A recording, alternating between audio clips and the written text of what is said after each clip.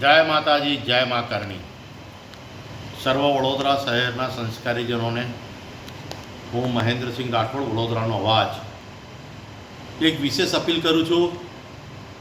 આવતીકાલે આપણા ગુજરાતના મુખ્યમંત્રી માનનીય આદરણીય ભૂપેન્દ્રભાઈ પટેલ પધારી રહ્યા છે. ત્યારે મારે વડોદરા શહેરના સંસ્કારીજનોને એક જ વાત કહેવાની છે. પહેલાં આવ્યા હતા આપણી વડોદરા શહેરની દીકરીઓ, એટલે કે હરણી બોટકારની પીડિત માતાઓ, એ ગુજરાત રાજ્યના રાજા, પિતા સમાન મુખ્યમંત્રી પાસે ફક્ત પોતાની ન્યાયની રજૂઆત કરવા ગઈ.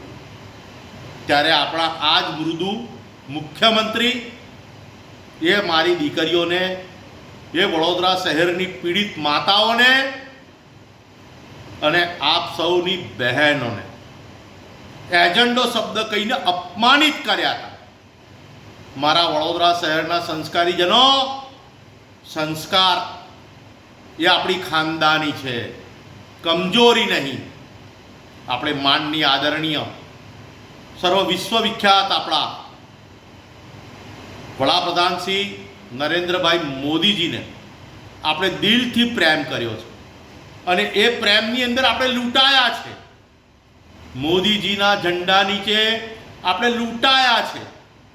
પણ આજે જ્યારે એમને જ નિમેલા મૃદુ મુખ્યમંત્રી વડોદરા શહેરમાં મહેમાન તરીકે આવતા હોય, આપણી દીકરી પીડિત માતાઓ જ્યારે એક પિતા પાસે, રાજા પાસે ન્યાય માંગવા જતી હોય ને અપમાનિત થતા હોય, અને ત્યારે આ જ ભાજપાના કાર્યકરો ભારત માતા કી જય, વંદે માતરમના નારા લગાવતા હોય તો હું વિશેષ કશું જ નથી કહેતો. હાલ તો હું મારા મોસાળ પક્ષના કંટ્રોલમાં છું, એટલે કે હું નજર કેદ છું. પણ વડોદરા શહેરના સંસ્કારીજનો, આપ મૃદુ ભાષાની અંદર આવનાર મુખ્યમંત્રી જેમણે આપણી માતા, બહેનો, દીકરીઓનું અપમાન કરેલું છે, એમની પીડા સમજ્યા નથી, તો પ્લીઝ આપ એમનો યોગ્ય વિરોધ કરજો, એવી મારી નમ્ર અપીલ છે. જય માતાજી, જય મા કરણી.